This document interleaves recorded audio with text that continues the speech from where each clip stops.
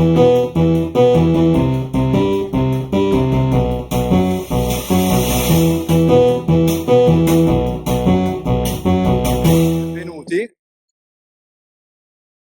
È un po' come Babelin, adesso appare, vedete le magie di Babelin. Buonasera di nuovo, benvenuti.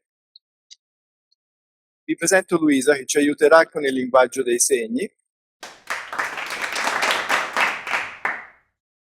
Prima ancora di dirvi che cos'è Babelin,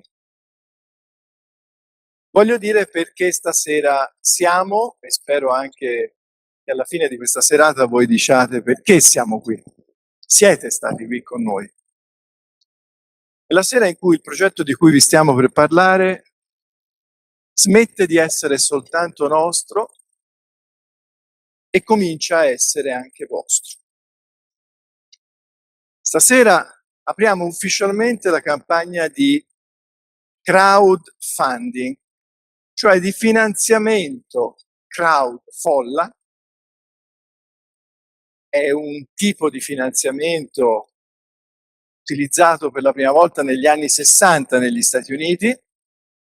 Qualcuno di voi forse conoscerà un gruppo che si chiamava Marillion, finanziarono la loro tournée negli Stati Uniti chiedendo ai loro fan di anticipare le spese. Oggi il crowdfunding è molto di più, in Italia abbiamo una legge dal 2012, in Europa ne abbiamo una a cui noi ci siamo armonizzati e uno a questo punto si potrebbe chiedere perché l'Università di Firenze ha voluto abbinare un progetto di terza missione al crowdfunding. Credo che la risposta stia in una questione che a noi di Babel, unità di ricerca del Dipartimento di Scienze per l'Economia e l'Impresa, che studia le applicazioni giuridiche, economiche e finanziarie delle tecnologie chiamate catene di blocchi, blockchain, e intelligenza artificiale. E chi ha promosso insieme al Dipartimento, adesso mi giro, solo perché abbiamo dietro in diretta con noi da Singapore il professor Vespri, che vi presenterò, anche il Dipartimento di Matematica e Informatica dell'Università di Firenze. Dicevo, perché l'Università di Firenze ha voluto abbinare questo tipo di finanziamento crowdfunding al progetto Babelin, cioè l'unità di ricerca Babel che vuole parlare della propria ricerca alle persone con un linguaggio semplice ed accessibile. Il punto è proprio qui, perché il crowdfunding non è per fare una richiesta di finanziamento, è molto di più, dobbiamo metterci in gioco tutti quanti se vogliamo riuscire nel semplificare e nel rendere accessibili questo tipo di conoscenze. Certe cose sono troppo grandi per una persona sola. Certe conoscenze hanno bisogno di essere insieme per poter risolvere i problemi della complessità che portano con sé. E quindi l'Ateneo dice: noi raddoppiamo ogni volta che voi date fiducia ad un progetto. Quindi fino all'obiettivo base di questo progetto di cui vi parleremo, l'Ateneo raddoppia. Adesso voglio parlare pochi minuti perché stasera il nostro compito è stare insieme a voi in platea ed è il compito di questo progetto. Noi vogliamo essere gli strumenti di questo progetto di podcast su blockchain e intelligenza artificiale, ma voglio e chiedo di unirsi a me il team Babel. Uno è già con noi, quindi lo presento subito. Professor Vincenzo Vespri. Sì. Applauso è meritatissimo perché sono le 1 di notte a Singapore, quindi ci ha fatto, grazie ancora Vincenzo di essersi unito a noi, e di presenti in carne ed ossa, concedetemi anche se non sono galante, ma in questo caso il professor Mauro Lombardi che ha cofondato l'unità di ricerca nel 2019 professore di economia dell'innovazione. Poi la professoressa Rosa Giovanna Barresi,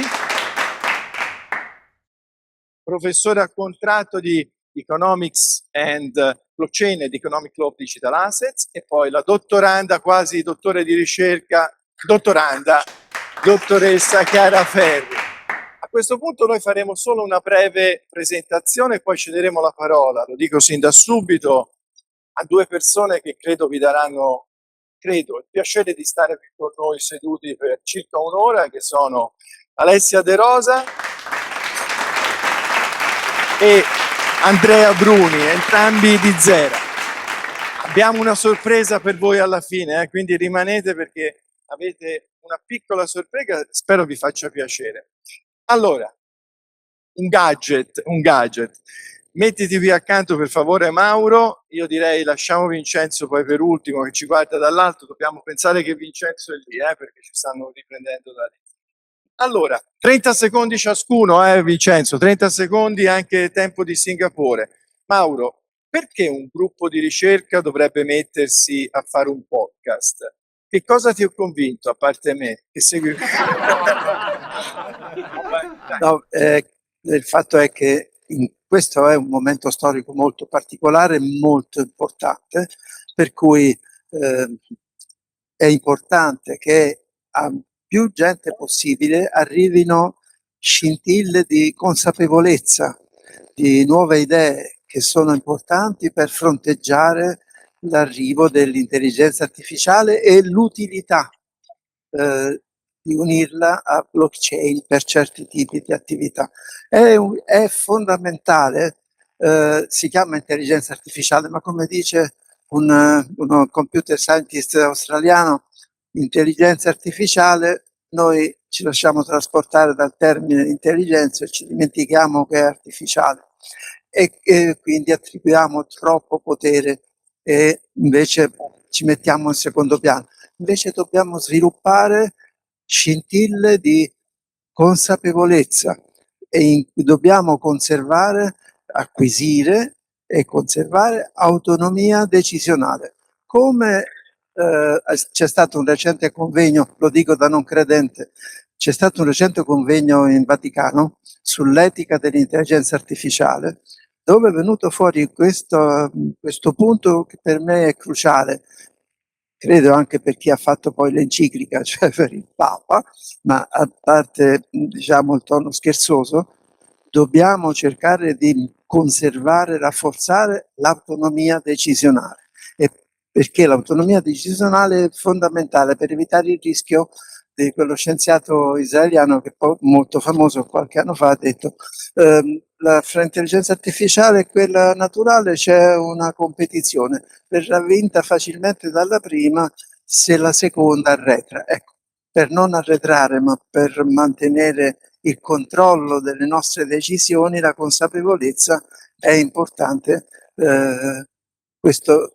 l'utilizzo del podcast per arrivare a più persone possibile. Ecco, non sciogliere però tutto perché poi ancora dobbiamo fare il podcast, riserviamo qualcosa. Dove vai? No, devi stare ancora, ti faccio un'altra domanda. Ora, Rosa Giovanna Barresi, abbiamo cominciato a scrivere insieme 6 anni fa, perché stavolta invece di fare un saggio insieme hai deciso di seguirci e seguirmi in questo progetto di podcast? Beh, diciamo, il podcast indubbiamente è una rivoluzione rispetto al saggio, l'articolo, la pubblicazione a cui nell'Accademia siamo abituati, ma visto che ci lamentiamo sempre di non avere tempo sufficiente per fare quello che ci piacerebbe fare, il podcast indubbiamente può convogliare con più immediatezza concetti più complessi. Quindi diciamo che potrebbe essere una formula vincente, anzi è una formula vincente. Per questo Babbling ha scelto questo mezzo di comunicazione. Sì, spero ci siano sempre più persone in modo che ce lo confermino. Chiara, la più giovane del gruppo, chi te l'ha fatto fare? No, dico...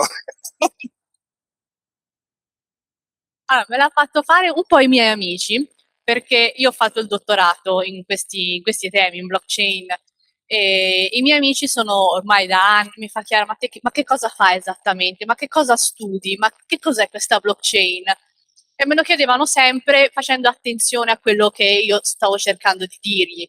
E tutte le volte dicevano, vabbè sì, non ho capito, vabbè sì, è troppo complicato, vabbè me lo ridirai un'altra volta. Poi una sera ci siamo trovati il sabato sera, e si fa con un gruppo di amici, si chiacchiera, una bottiglia di vino, facciamo la pizza. Allora, mentre impastava, c'era Fausto che tagliava la mozzarella, il pomodoro, e mi faceva, dai Chiara, ma raccontacelo di nuovo. E allora, mentre io parlavo, cercando di essere più semplice, ma perché semplicemente stavamo facendo una cosa molto tranquilla, e pian piano, chiacchierando, facendo altro, semplificando concetti che però sono ovviamente, che vengono da quella che è la nostra ricerca, quindi sono fondati su basi solide, pian piano fra una pizza, un pomodorino, vedevo che ascoltare li aiutava a interagire anche con me, quindi con la mia ricerca, e sono riuscita a spiegargli un pochino meglio quello che studio e studiamo da tanti anni. E quindi ho pensato, quando è venuta fuori l'idea del podcast, alla fine è questo, parlare con le altre persone in un momento in cui non sei proprio focalizzato a capire perché è una cosa difficile, ma ti entra nel quotidiano perché è quello che abbiamo nel quotidiano. Quindi ecco perché. Quindi la blockchain e l'intelligenza artificiale non sono una pizza, ecco, ora lo sappiamo, no? No, no, no, deve aggiungere. Ecco. Ho partecipato, no, è una sorpresa per lui, ho partecipato a diversi gruppi di ricerca, ma devo dire che un coordinatore di team, come si dice, come Filippo, non non l'ho mai incontrato. Filippo, non ti emozionare.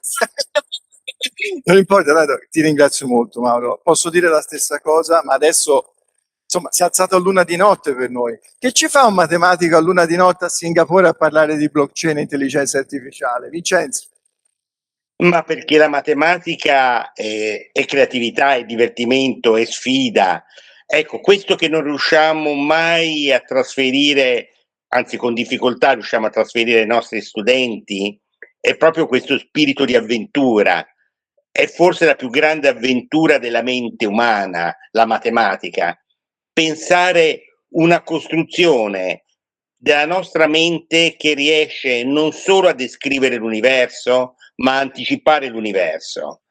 E quindi di fronte a questa grande sfida bisogna accettare la sfida attuale. La sfida attuale è parlare col linguaggio dei giovani, perché non ha senso non trasferire le nostre conoscenze. E per parlare il linguaggio dei giovani significa parlare social, significa parlare podcasting, significa parlare in tante maniere, fare tanto babbling sostanzialmente, e poi non avere limiti, per cui ecco, diciamo, purtroppo non è stato ancora colonizzato Marte, quindi mi devo limitare a Singapore, e quindi per il momento solo Singapore. Hanno detto meno male, ecco, io te lo dico, su Marte sappilo, insomma. Grazie Vincenzo. Allora, ora facciamo un giro, avete 30 minuti, no, 2 secondi ciascuno, proprio una battuta così. Questo cammino è iniziato lo scorso autunno. Prima ci ha selezionato il Dipartimento di Scienze per l'Economia e l'Impresa, poi abbiamo fatto, in realtà noi siamo uniti nelle nostre ricerche con il professor Vespri, con Vincenzo, poi siamo stati, pensate, selezionati dopo un'ulteriore fase, quindi noi l'abbiamo saputo intorno a Pasqua. È stato un cammino duro e ancora oggi non sappiamo se faremo il podcast, quindi io vi chiedo, cosa vi ha già insegnato questo cammino? 30 minuti. E Vincenzo aspetterà alla fine.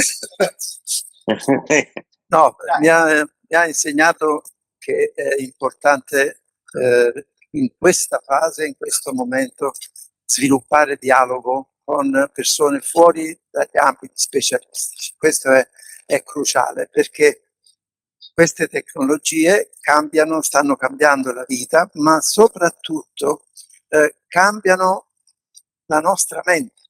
Quindi per rafforzare, per sostenere, per mantenere quello che è una delle migliori, non voglio dire la migliore perché dipende da chi si incontra, ma una delle più grandi creazioni della natura è la mente umana, e quindi tutto quello che può, ripeto, particelle di idee che possono rafforzare in questo momento l'evoluzione della mente umana, mi sembra fondamentale. Parlare con più persone, dialogare, contribuire all'apertura della mente e a quella che prima ho chiamato, ma altri importanti di me hanno chiamato, autonomia del processo decisionale. Prendere le decisioni consapevoli che noi siamo esseri limitati. Finisco su questo. Uno dei più grandi fisici del secolo scorso, Heisenberg, che ha contribuito a una... Che ha, sì.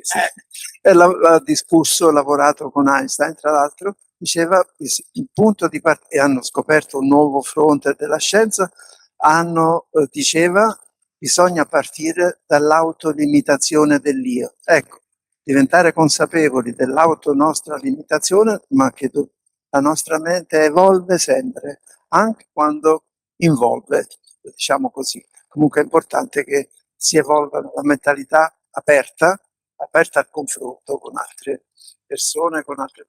Grazie.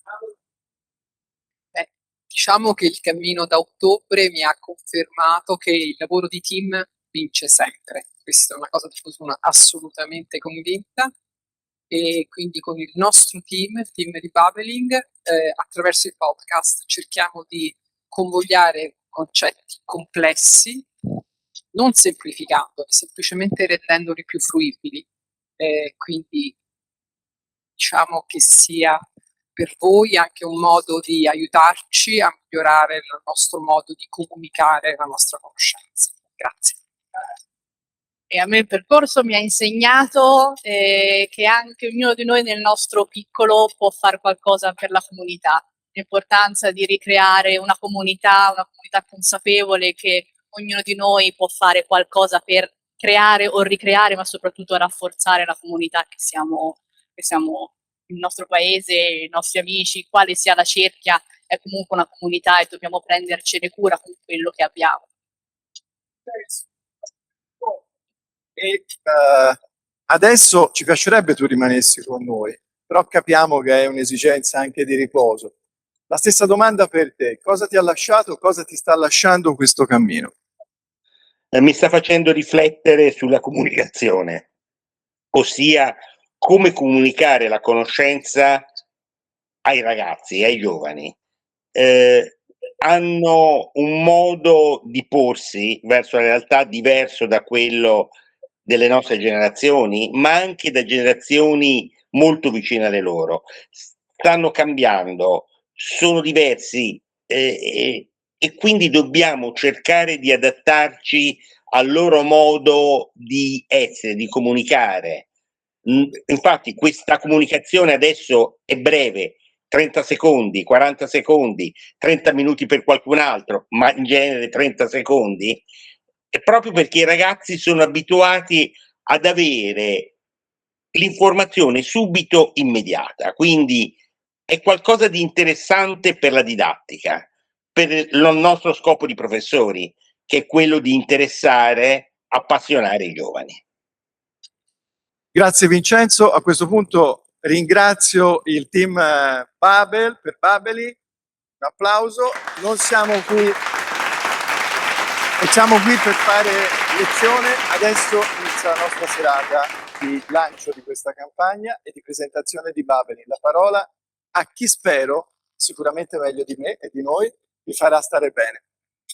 C'è un'aspettativa, devo dire, esagerata, perché noi ora non siamo né ballerini né musicisti che faremo le cose, siamo due attori. E ora la domanda sarebbe: perché due attori sono all'università nell'aula magna? Vedo delle facce che conosco, quindi e se lo stanno chiedendo. Che se lo stanno chiedendo, infatti loro sono entrati. Sì, no, appunto, io vi ho visto i vostri sguardi, siete entrati, cosa ci fanno in aula?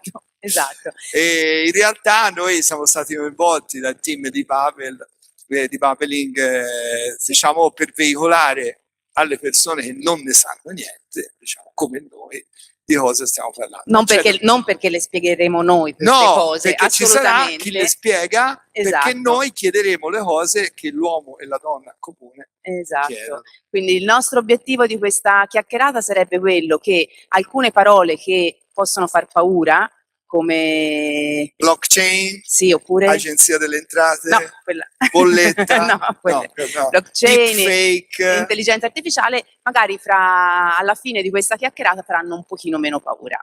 vediamo. E quindi... ne parleremo anche con delle persone che ne sanno più di noi. Quindi io direi di sì, invitare il primo speaker. Sì, la persona giusta per oggi, la guardo, che sto per invitarla qui, Rullo di è tamburi. una persona che quando queste parole diventano un problema, quindi diventano una truffa, il conto corrente non ha più soldi, quello accade anche al di là delle truffe, insomma, purtroppo le cose, ma anche cose così, e quindi invitiamo qui la dottoressa Eva Claudia Cosentino, grazie. Saliamo. ci mettiamo là. Può mettere a usare per il microfono. Qui va benissimo. Vediamo se funzionano tutti i microfoni.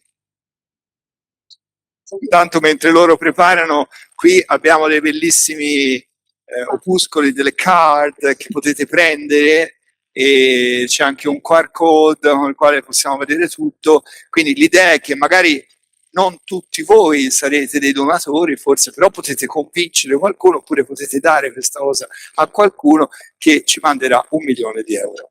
Questa no, a meno, no, meno perché molto meno. Solo molto vabbè, lo diciamo meno. dopo. No, lo diciamo dopo. Allora, la dirigente del Centro Operativo per la Sicurezza Cibernetica della Polizia Postale per la Toscana. Ho detto tutto giusto, ho letto. E la prima curiosità è proprio cosa fate in questo centro, di che cosa vi occupate, qual è la giornata tipo, che cosa si ritrova sulla sua scrivania a dover affrontare ogni giorno.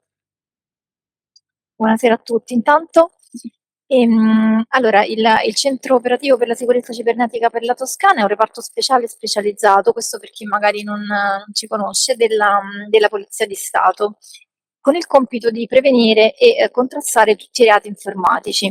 Diciamo, la nostra denominazione ha avuto un upgrade negli ultimi anni, forse... Cioè la traduzione dei segni, quindi... Stava andando a per due, sta per due. No, perché sapevo che il tempo non era tantissimo. Okay. Va bene. Dicevo, abbiamo, insomma, il nome e la denominazione è mutata, forse ci conoscete più come Polizia Postale. Comunque la mission è sempre la stessa. Ormai si parla di dimensione on life, no? Proprio per indicare l'assenza di confine tra online e offline. E in questo contesto la sicurezza cibernetica inevitabilmente negli ultimi tempi è diventata una delle dimensioni in cui si declina la pubblica sicurezza. E sicurezza cibernetica che è prima di tutto sicurezza delle persone. La tecnologia chiaramente è utilizzata anche dalla criminalità e le nuove tecnologie offrono anche nuove potenzialità ai cybercriminali, diciamo così. Quindi oggi ormai essere a rischio non è più soltanto l'identità fisica delle persone, ma anche l'identità digitale, che può essere comunque sostituita, rubata, eccetera, eccetera. E quindi detto ciò, fatta questa premessa, quello che arriva sulla mia scrivania di tutto, dalle denunce dei cittadini alle deleghe dell'autorità giudiziaria, appunto, in ambito di crimini informatici. Io dico sempre che ormai, tranne l'omicidio, ormai qualsiasi cosa avviene attraverso la rete, dai reati contro la persona, parliamo di revenge porn, sextortion, stalking, pedopornografia, cyberbullismo, ma anche frodi online, attacchi hacker ad aziende, piuttosto che ad enti pubblici, reati postali, insomma di tutto.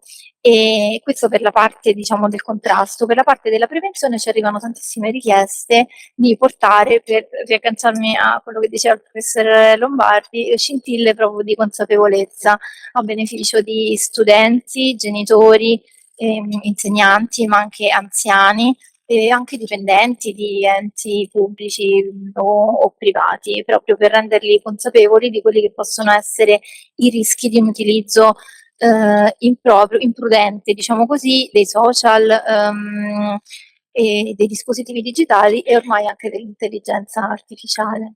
Sì, questo mi fa pensare, io vedo mio padre che ha più di 80 anni che ha imparato a utilizzare il cellulare, il telefono, e ogni tanto gli arrivano queste cose, è sempre a rischio della truffa, proprio lo fermo sempre quando è al limite.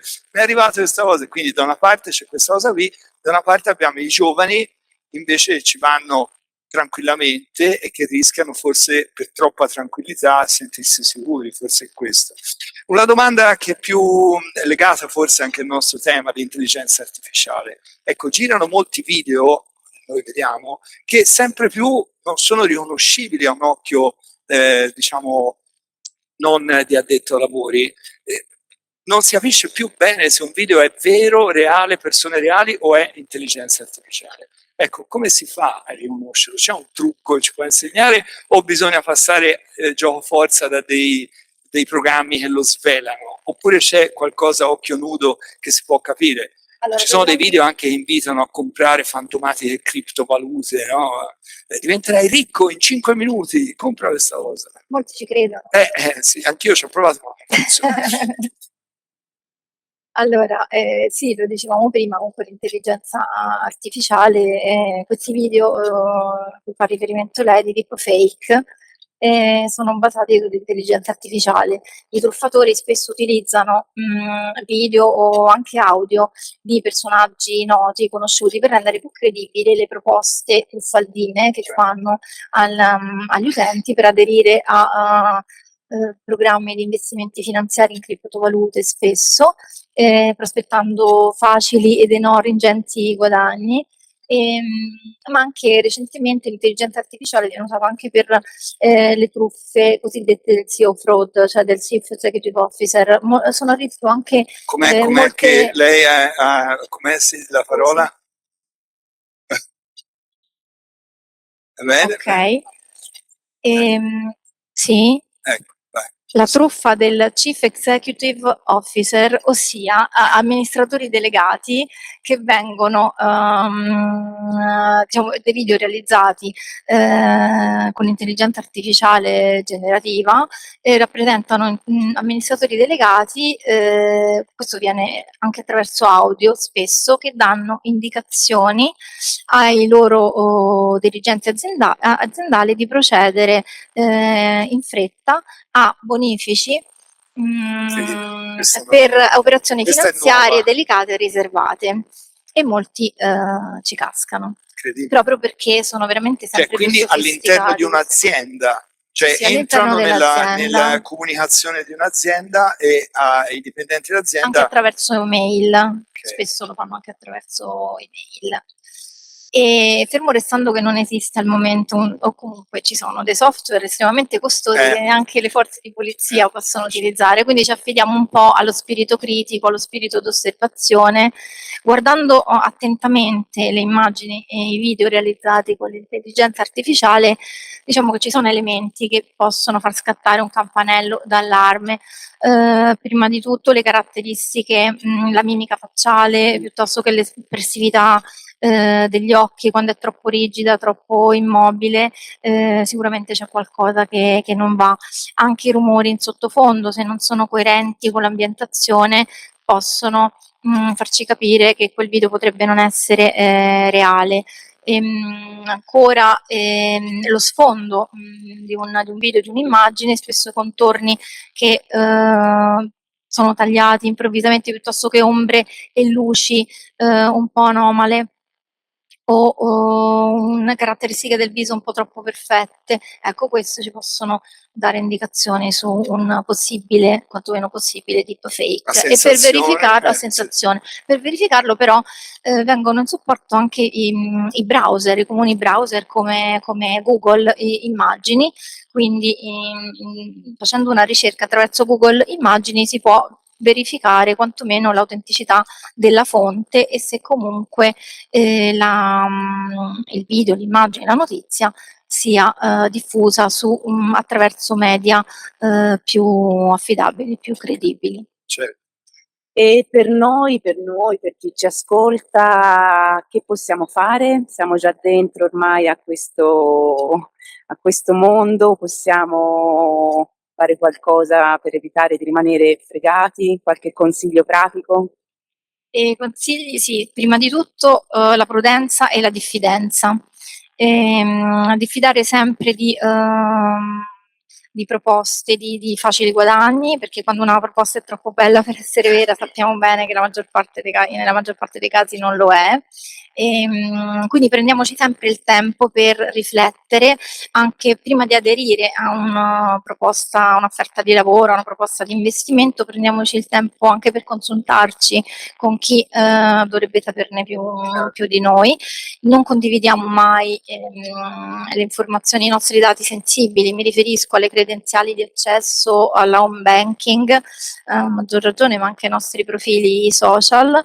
Quindi cerchiamo di essere riservati con i nostri dati personali.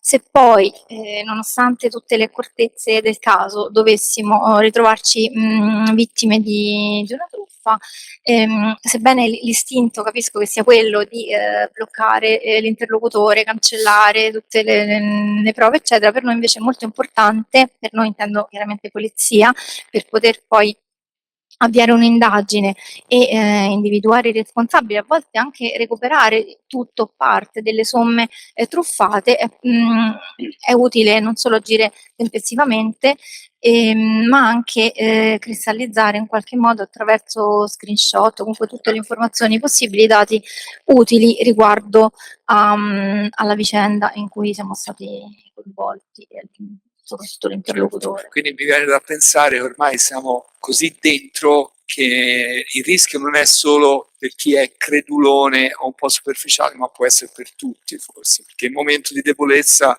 può capitare anche a un professionista, a una persona un po' più esperta. Qual è la sua esperienza? È proprio così, Questa. purtroppo la confermo, anche gli addetti ai lavori spesso si trovano vittime di questi raggiri. Devo dire, io ricevo telefonate anche da colleghi No. Sì, perché poi puntano sulla fretta. Veloce. Esatto, ma è quello, loro puntano molto sulla fretta, sulla preoccupazione, no? Come sulla truffa alle anziane, il parente in difficoltà. Mamma, no, mi hanno arrestato, devi pagare dei soldi per farmi rilasciare, eccetera, eccetera. Quindi ovviamente preso dalla concitazione del momento e dalle preoccupazioni si agisce senza riflettere sufficientemente. E diciamo che questi contenuti dei truffatori sono sempre migliori anche grazie all'intelligenza artificiale. Soprattutto grazie all'intelligenza artificiale. Sì.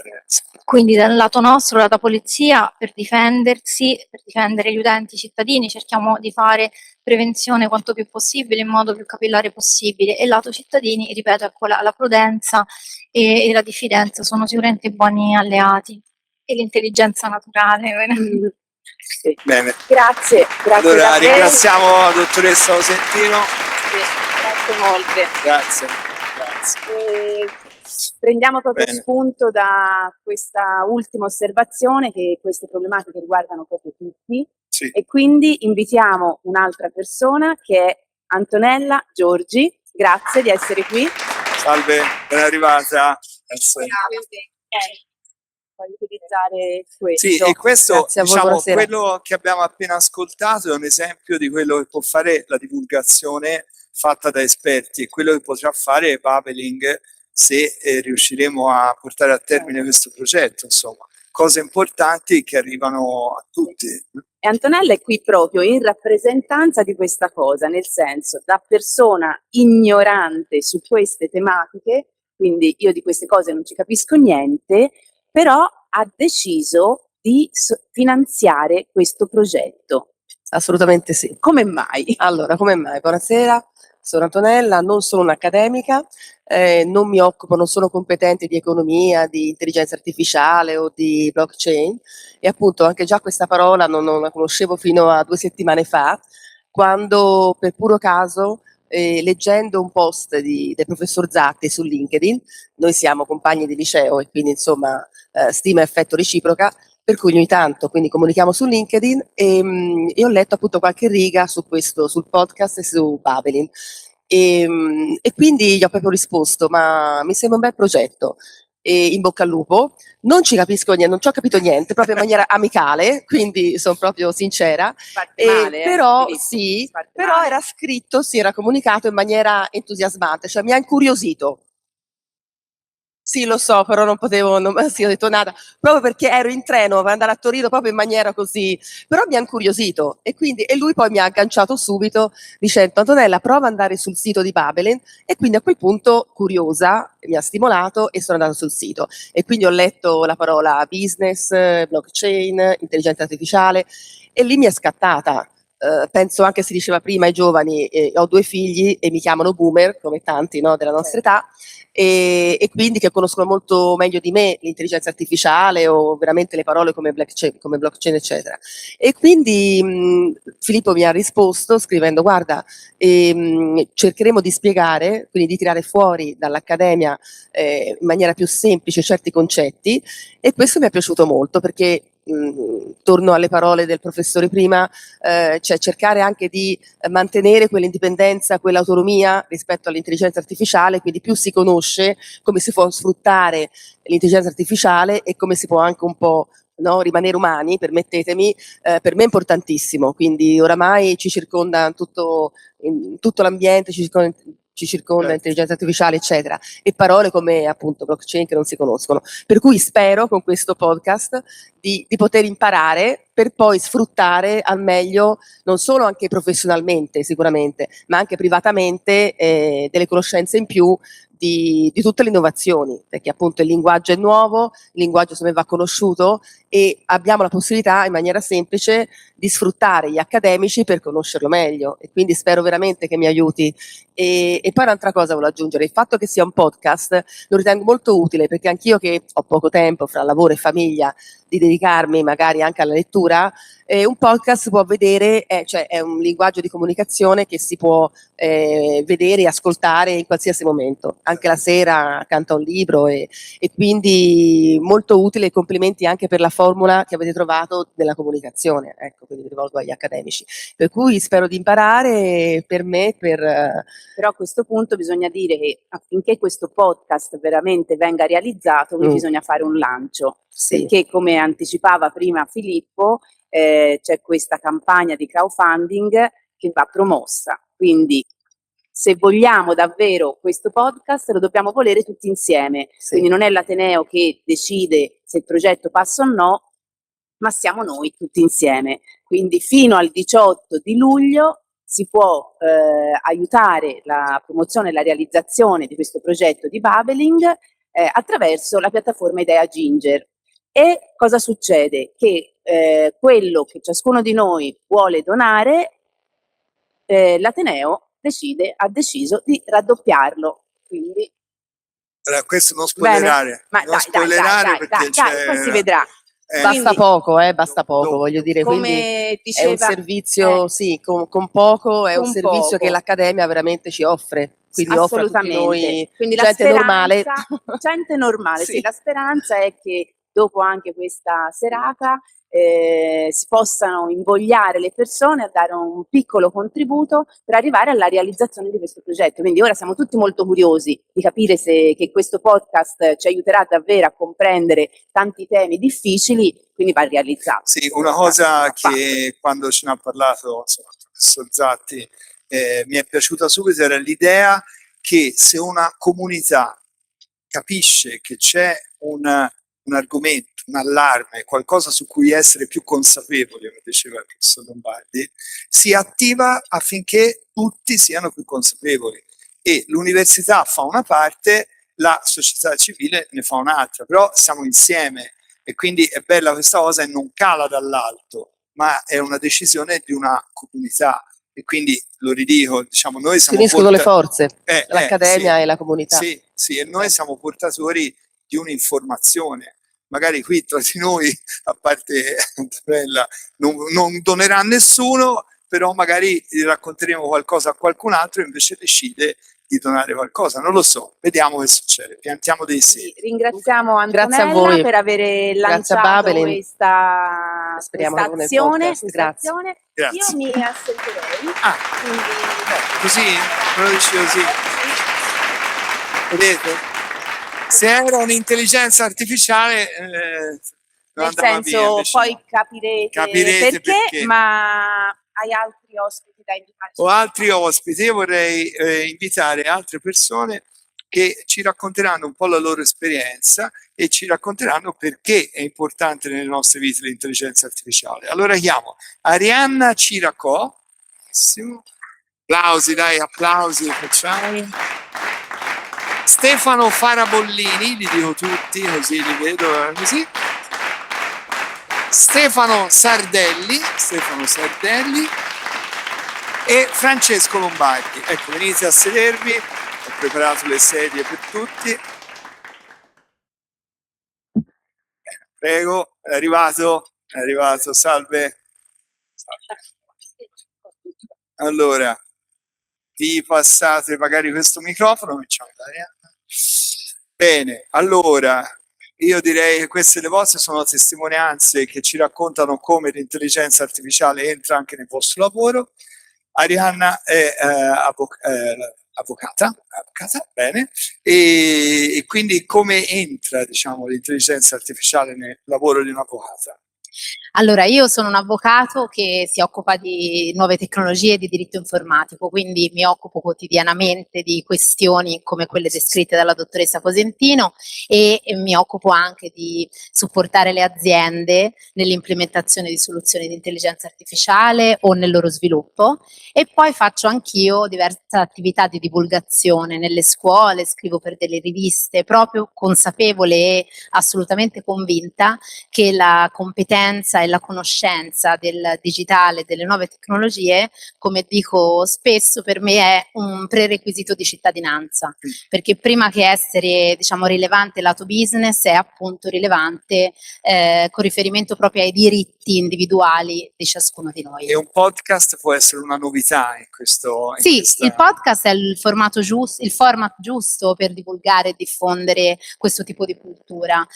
Siamo appunto nell'infosfera, come dice Luciano Floridi, cioè un live di questa commistione. Segno, questa l'ho imparata, nuova. Esatto, Infosfera. Infosfera, on live, cioè come Floridi dice, vi rubo un secondo perché secondo me è bellissimo, come nell'estuario l'acqua del fiume e del mare non si possono scindere, non ha senso dire se è dolce o salata, tutte le nostre azioni quotidiane sono immerse in un contesto nel quale non c'è mai una separazione tra analogico e digitale, quindi tutti noi dobbiamo imparare, sia chi ci lavora, sia chiunque opera nella società, a capire quali impatti hanno le nostre scelte private e professionali rispetto alla tecnologia.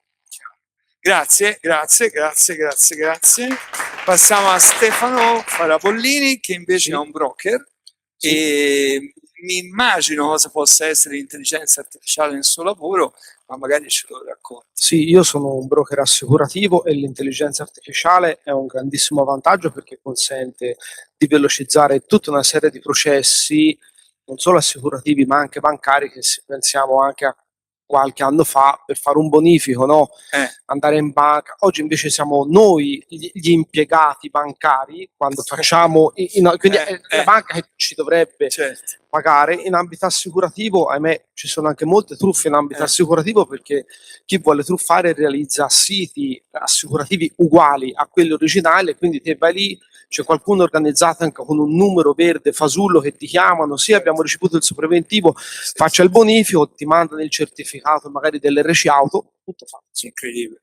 E quindi ci vuole consapevolezza. Anche lì ci vuole consapevolezza, magari fare più preventivi, stare attenti alla stringa del nome del sito internet, che deve essere quello conosciuto, non è solo l'immagine del sito che vedi, ma è anche le paroline in cima sull'URL che devono essere quelle.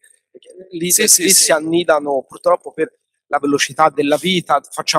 L'intelligenza artificiale ci porta a fare 100 cose in più rispetto a qualche anno fa, e purtroppo andando veloci a volte si perde la consapevolezza del tanto sì, mi fido, e poi invece lì si annidano le truffe, i cavilli. C'è questo tema del tempo, questo tema della fretta, e ritorna sempre, no? Prima abbiamo parlato della dottoressa Ausentino, ora c'è la fretta che ci frega, no? Sembra il gioco delle 3 carte, ti mettono ansia, dire scegli, no? Sembra un po' quella cosa lì. Sì, perché la fretta fa sì che, vabbè, questo è un discorso più generale, però la fretta fa sì che le cose le subisci e invece bisognerebbe prendere del tempo per capirle, e quando una cosa la capisci non la subisci più, ma sai come difenderti non solo dalle truffe, ma usarla anche a tuo vantaggio. Grazie a Stefano Parabollini, passiamo a Stefano Sardelli, qua che invece ci spiega il suo lavoro da solo. Allora, io ho lavorato 40 anni in banca, facendo anche per 25 anni il direttore generale di una banca di investimento, e poi ho concluso questa carriera, ma nella quale avevo modo di sviluppare l'innovazione per tante cose. Non si parlava ancora di intelligenza artificiale, ma negli ultimi anni, per esempio, ho avuto un bel successo lavorando sullo sviluppo di quello che viene chiamato il Robo Advisor, che mi ha permesso, tra l'altro, anche di ricevere premio Illustri nel 2016 dal Presidente della Repubblica come la cosa più innovativa che era stata creata nella finanza degli ultimi anni. Però poi, come tutte le cose, il mondo avanti si cambia. Siamo arrivati con il lockdown e avevo voglia di andare avanti nella ricerca di qualcosa che mi spiegasse le tematiche legate alla blockchain, perché venendo alla finanza, naturalmente blockchain veniva assimilato molto al discorso criptovalute, ma quello che vedevamo era che non era solo criptovalute, era tante altre cose, tanto di più. Ed è quello, per rispondere alla domanda, sul quale sto lavorando, cioè sulla parte che si chiama di tokenomics, cioè la Tokenomics, esatto, voglio vedere come lo... tokenomics, da token, cioè vale a dire praticamente cercare di applicare la blockchain in tanti ambiti in senso positivo. Qui non si parla di frodi, ma si parla di evoluzione industriale, si parla di aziende, si parla di settore immobiliare, dove veramente la blockchain può essere un qualcosa di molto molto importante. E mi sono imbattuto in Babbling e in Babel, perché pur avendo, diciamo, in quel momento del Covid anche una grossa difficoltà nell'aderire a iniziative perché non ci si poteva muovere, eccetera, c'è stata l'opportunità di imbattersi negli amici attraverso soprattutto anche Vincenzo Vesperi, che è un amico da tanti anni, e mi sono iscritto, ho partecipato ed è stato veramente... Sì, ed è per questo che ancora oggi, a distanza ormai di 5 anni abbondanti, sono convinto nel progetto Babbling, perché effettivamente la conoscenza deve essere diffusa a tutti i livelli, perché è vero, mi piace molto l'aspetto delle frodi da un punto di vista di curiosità, di conoscenza, però c'è tutta la parte positiva, di questa ingegneria, diciamo, di vario tipo, che può essere messa in campo e che può aiutare a risolvere tante cose. Quindi questo è, secondo me, fondamentale. Distinguere il bene e il male, assolutamente, e distinguere e conoscere perché è fondamentale. Grazie a Stefano Sardelli. Passiamo all'ultima nostra testimonianza, quella di Francesco Lombardi, che spero di non sbagliare la carica del suo lavoro, Supply Chain Manager di Thales. Sì, confermo. Bene, confermo, yeah. In inglese allora e le usa queste tecnologie ogni giorno? Sì, praticamente lavoro nell'ambito della supply chain, nel settore della difesa e della cyber security. Quindi difesa e cyber security. Sono andato troppo veloce? Supply chain non c'era.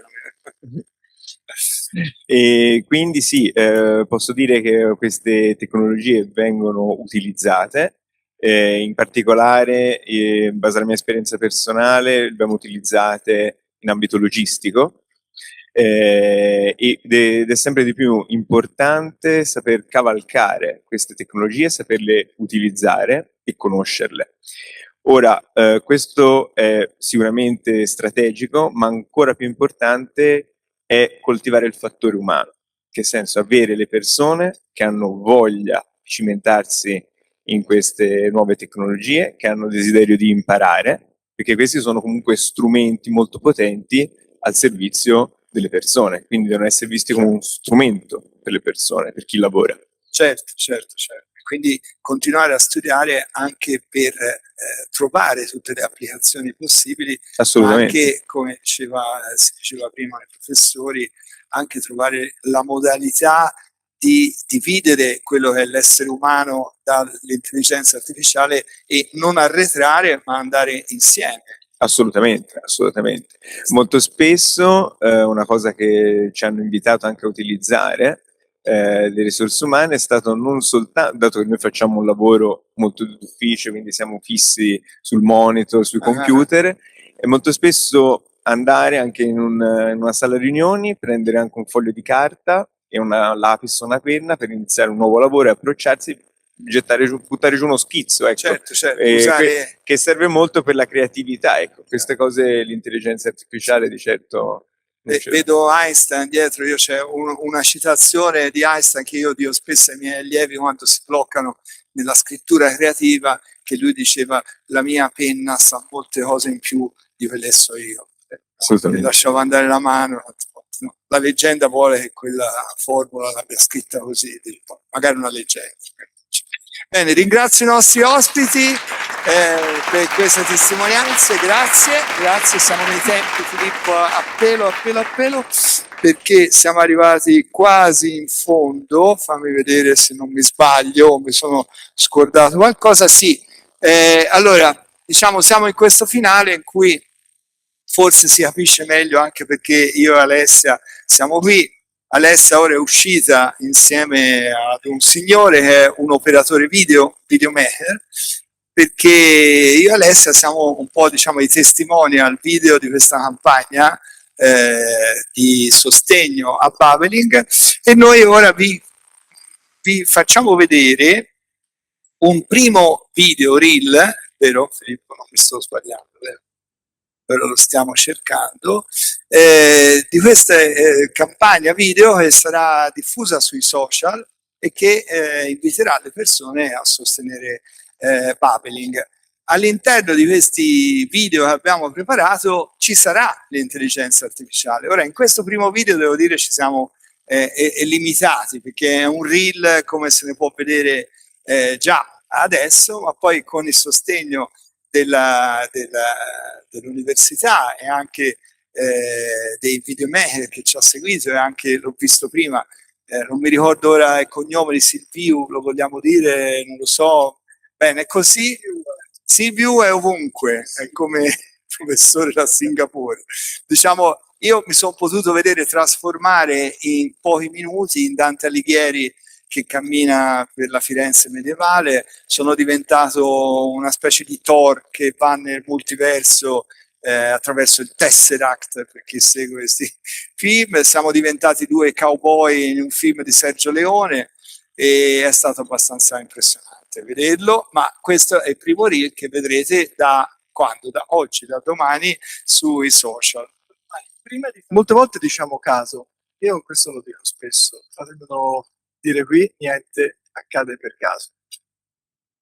Questo cammino che vi abbiamo detto all'inizio, a gennaio l'università ci ha chiamato in via Laura, per chi di Firenze sa che oggi è scienze della formazione, un tempo era scienze giuridiche, a fare dei corsi. La professoressa Barresi è romana, entrambi abbiamo scritto dei libri su questo, ci occupiamo soprattutto di diritto digitale, anzi diritto dei pagamenti digitali. E avevamo visto a fine ottobre che la presidente della Banca Centrale Europea, ora voglio vedere come dice Christine Lagarde,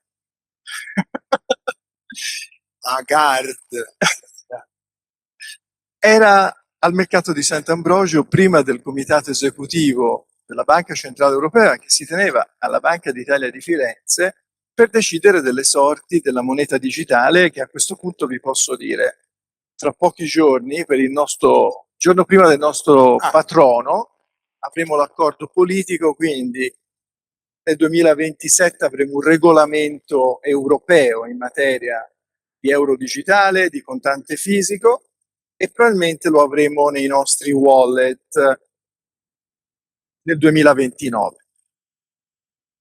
Vedete, Una delle cose che noi cerchiamo di far capire, vorremmo far capire in questo podcast, ed è la libertà della ricerca che dobbiamo difendere. Io stavo guardando qui i quadri attorno a noi, vedo Fermi, vedo Oppenheimer, e capite cosa dico quando dico libertà? Bene, non è che esiste qualcosa di giusto e qualcosa di sbagliato, perché in quello stesso mercato, quella fine ottobre del 2025, c'era una pizzicheria che ancora c'è oggi, non ce la siamo inventata, perché con la professoressa Parresi volemmo entrare, perché non l'aveva mai visto, il più antico mercato di Firenze del 1873. E noi stupiti vedemmo una pizzicheria che con un leoncino nero diceva "Accepted Bitcoin here". Oggi quando si parla di Bitcoin ci sono due strade, o chi lo esalta o chi vede soltanto l'aspetto negativo. Noi non siamo qui per questo. Noi però vogliamo che quelle due anime di quel mercato quel giorno possano coesistere, debbano essere spiegate, perché non sta a noi poi scegliere quelle che saranno decisioni che prenderanno evidentemente in altra sede. Ma quello che noi possiamo fare sicuramente, qualunque cosa useremo, che sia l'una o sia l'altra, di farlo in modo consapevole.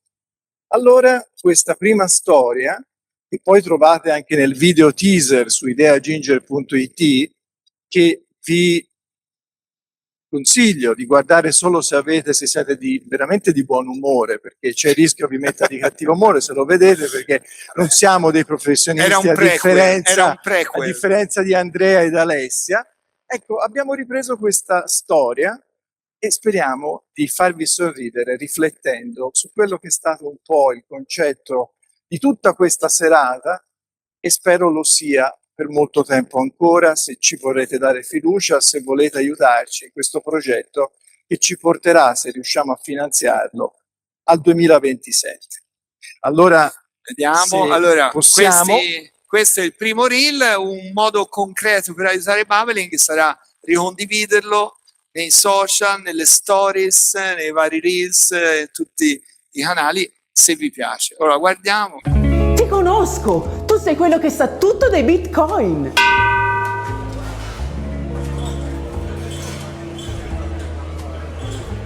Salve!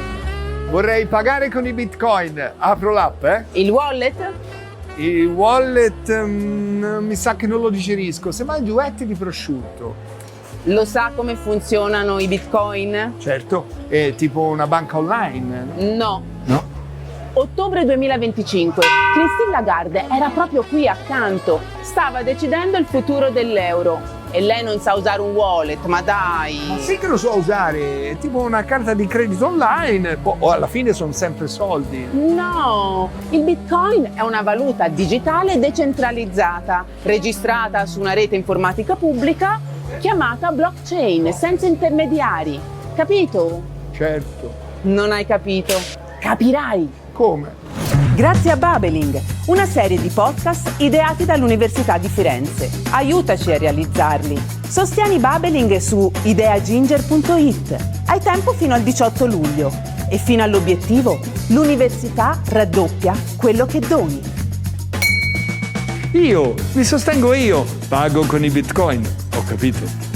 Non hai capito? Capirai.